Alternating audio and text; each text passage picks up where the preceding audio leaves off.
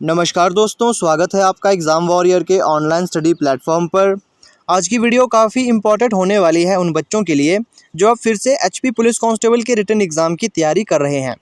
पिछली बार बहुत से बच्चों का क्वेश्चन पेपर अधूरा छूट गया था। उसकी यही वजह थी कि उन्हें प्रॉपर टाइम मैनेजमेंट करना नहीं आया, क्योंकि एचपी पुलिस कांस्टेबल में 60 मिनट में आपको 80 क्वेश्चन अटैम्प्ट करने होते हैं। तो इसमें आपको एक सही तरीका आना चाहिए एग्ज़ाम को अटैम्प्ट करने का। पिछली बार भी मैंने एक तरीका आपको बताया था और बहुत से बच्चों ने वीडियो देखने के बावजूद भी वो गलती की और बाद में मैसेज करके मुझे कहते हैं कि सर आपने सही कहा था, मुझसे बहुत से क्वेश्चन छूट गए और वो मुझे आते भी थे। तो इस बार ऐसी गलती ना हो तो आपने वीडियो को ध्यान से देखना है और वो गलती आपने अप्लाई नहीं करनी है। पेपर अटैम्प्ट करने का एक ही गोल्डन रूल है, अगर आपने वो ध्यान से कर लिया तो आपका एग्ज़ाम पूरा अटैम्प्ट हो जाएगा। वो क्या है? वो है सबसे पहले आपने कभी भी मैथ और रीजनिंग शुरू नहीं करना। जब भी आप एग्ज़ाम देने बैठते हो, चाहे आपकी कमांड कितनी ही अच्छी क्यों ना हो मैथ और रीजनिंग में, कभी भी इन दो टॉपिक से पेपर आपने शुरू नहीं करना है। अगर आपके पास ये शुरू में दिया गया है तो आपने स्किप करना है। आपने सबसे पहले या तो GK, Hindi grammar, English grammar, science या करंट अफेयर जैसे सेक्शन को पहले अटैम्प्ट करना है। अब इन्हें आपने पहले अटैम्प्ट क्यों नहीं करना, इसका एक वैलिड रीज़न है। जो इसमें वर्डिंग यूज़ की जाती है वो काफ़ी कन्फ्यूजिंग होती है। आपको क्वेश्चन आता तो है लेकिन जो वर्डिंग यूज़ की गई है वो थोड़ी कन्फ्यूजिंग है, आप समझ नहीं पाते हो और लगभग 1 से 2 मिनट हर क्वेश्चन में लग जाते हैं। 1 से 2 मिनट हर क्वेश्चन को सॉल्व करने में लग जाते हैं।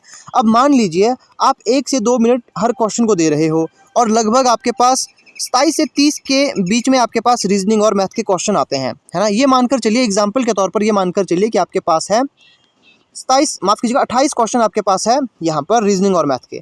तो अगर हर क्वेश्चन को 2 मिनट लग रहा है, देखो हर क्वेश्चन को 2 मिनट तो लगते नहीं। रीजनिंग का कुछ एक सिटिंग अरेंजमेंट के क्वेश्चन ऐसे होते हैं जिसमें 4 से 5 मिनट भी लग जाते हैं। तो ये मानकर चलिए लगभग 45 से 50 मिनट आपको सिर्फ मैथ और रीजनिंग में ही लग जाता है। तो अब यहाँ पर ही देखिए, अगर सिर्फ 2 सेक्शन जिसमें 28 क्वेश्चन ही पूछे गए हैं उसी को करने में आपको 45 से 50 मिनट लग रहे हैं, तो आगे जो सेक्शन बच चुका है जिसमें आपको लगभग 50 और क्वेश्चन करने हैं, उसके लिए 10 मिनट भी नहीं बच रहे, लगभग 10 मिनट आपके पास बच रहे हैं। तो 10 मिनट में आपने 50 क्वेश्चन अटैम्प्ट करने हैं, जीके के, हिंदी के, साइंस के, इंग्लिश के और करंट अफेयर के। क्या आपका पेपर अच्छा जाएगा? नहीं जाएगा ना, बहुत से क्वेश्चन स्किप हो जाएंगे। तो यही हमेशा पहले करें कि कभी भी आपने सबसे पहले मैथ और रीजनिंग से क्वेश्चन की शुरुआत नहीं करनी है। सॉल्व करने हैं तो जीके को सॉल्व करो, Hindi grammar, English, current affair, ये चीज़ें सॉल्व करनी है। ये जीके वाला पोर्शन सॉल्व क्यों करना है? जीके में ही मैं Hindi grammar, English, current affair को, साइंस को इंक्लूड कर रहा हूँ, ठीक है। अब देखो जीके को आप पहले अटैम्प्ट क्यों करोगे? कोई भी क्वेश्चन क्यों ना हो, 10 से 15 सेकंड के अंदर ही वो ख़त्म हो जाता है। अगर आपको, देखिए ये बात आप भी जानते हो, अगर आपको कोई क्वेश्चन आता है जीके का, जैसे मैं कहूँ आपसे कि हिमाचल प्रदेश की सबसे लंबी नदी कौन है, अब ये आपको आता है तो आप सीधे देखोगे, आप कहोगे सर सतलुज जो सबसे लंबी नदी है।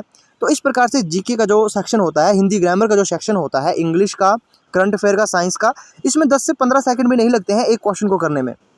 और अगर आप चाहे कितना भी टाइम लो, लगभग 15 मिनट के अंदर आपके ये 50 क्वेश्चन सॉल्व हो ही जाते हैं। लगभग 50 से 52 के बीच में आपके पास जीके के क्वेश्चन होते हैं जिसमें Hindi grammar, English, science, current affair सब कुछ इंक्लूड करके आपके पास 52 क्वेश्चन होते हैं। तो ये आप अटैम्प्ट आसानी से कर लोगे और 15 मिनट में ही ये निपट जाते हैं।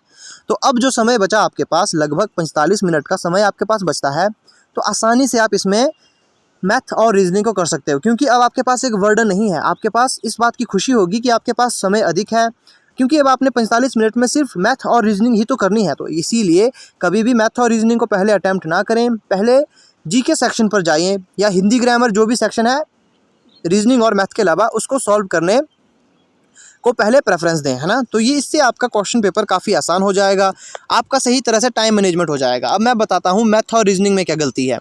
मैथ और रीजनिंग में हर एक क्वेश्चन आपको आता है, आपको पता है ये क्वेश्चन किस प्रकार से सॉल्व होगा, लेकिन उस समय एग्ज़ाम देने के टाइम आप बहुत कन्फ्यूज़ हो जाते हो, जिस वजह से टाइम अधिक लग जाता है। और एक चीज़ आपने नोटिस की होगी, इससे आप भी सहमत होंगे, जो एचपी पुलिस कांस्टेबल में परीक्षा का समय होता है वो कितना होता है? वो होता है 1 घंटे का। वो कितने का होता है? वो होता है 1 घंटे का। और वो 1 घंटा 10 मिनट के बराबर भी प्रतीत नहीं होता। ऐसा लगता है कि हम तो 10 मिनट पहले ही बैठे थे, लेकिन आपको जब समय का पता लगता है तो आप कहोगे 1 घंटा हो चुका है ना। ये बात, ये जो चीज़ें हैं वो बहुत से बच्चों के साथ होती है।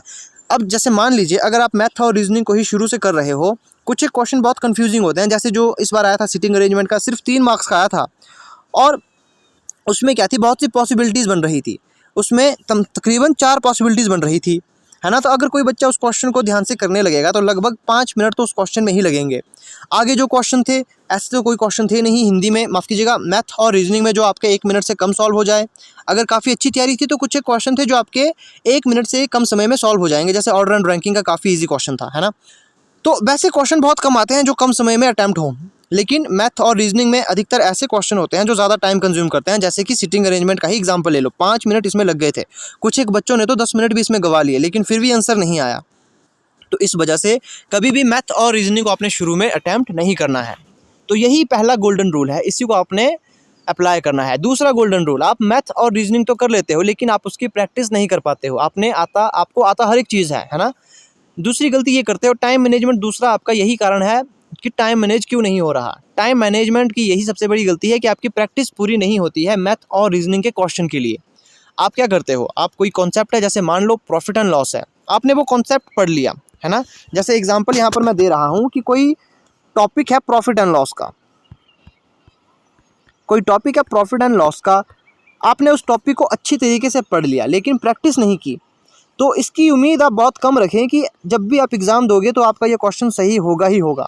क्योंकि जो क्वेश्चन हम जाते हैं याद करके या फिर जो हम पढ़ के जाते हैं उससे थोड़ा सा हट के क्वेश्चन आता है, और उसकी तैयारी हम तभी कर पाएंगे अगर हमने प्रैक्टिस अच्छे तरीके से की हो। अगर आपने प्रॉफिट एंड लॉस का कॉन्सेप्ट समझ लिया, उसके बाद प्रॉफिट एंड लॉस की आपने प्रैक्टिस अच्छी तरीके से कर ली, तो आपका टाइम मैनेजमेंट काफ़ी आसानी से हो जाएगा। क्योंकि टाइम मैनेजमेंट में आपको क्या चाहिए, आपका गुणा भाग जमा, और आपका दिमाग काफ़ी तेज़ चलना चाहिए, आपको बेसिक के साथ शॉर्ट ट्रिक आनी चाहिए, जिससे आपका टाइम काफ़ी अच्छी तरीके से मैनेज हो जाएगा। तो इस चीज़ का भी आपने ध्यान रखना है। जो दूसरा टाइम था, माफ़ कीजिएगा, जो दूसरा रूल था वो था प्रैक्टिस। अब जो तीसरा गोल्डन रूल है वो है आपको शॉर्ट ट्रिक आनी चाहिए।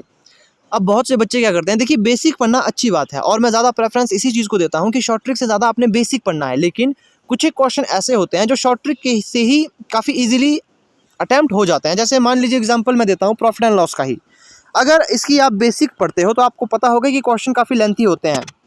अगर मान लीजिए आपसे सीपी पूछा गया हो तो क्वेश्चन काफ़ी लेंथी हो जाता है। इसकी मैंने शॉर्ट ट्रिक भी करवाई थी कि जिसमें आपको, जहाँ पर आपको 4-5 कंडीशन लेनी पड़ती है, आप एक कंडीशन में ही आंसर दे दोगे। तो मतलब जहाँ आपका 1 मिनट लग रहा है वहाँ आप 10 सेकंड में ही क्वेश्चन को अटैम्प्ट कर दोगे।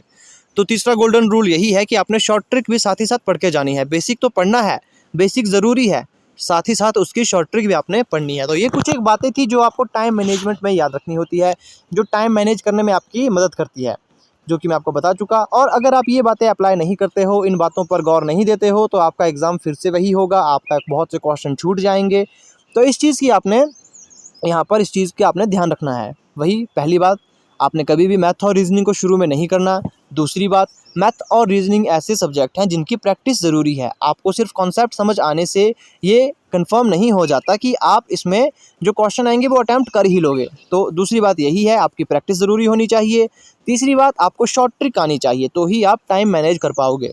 तो ये कुछ एक बातें थी जो मैंने आपको बतानी थी। आई होप ये वीडियो आपको अच्छी लगी होगी।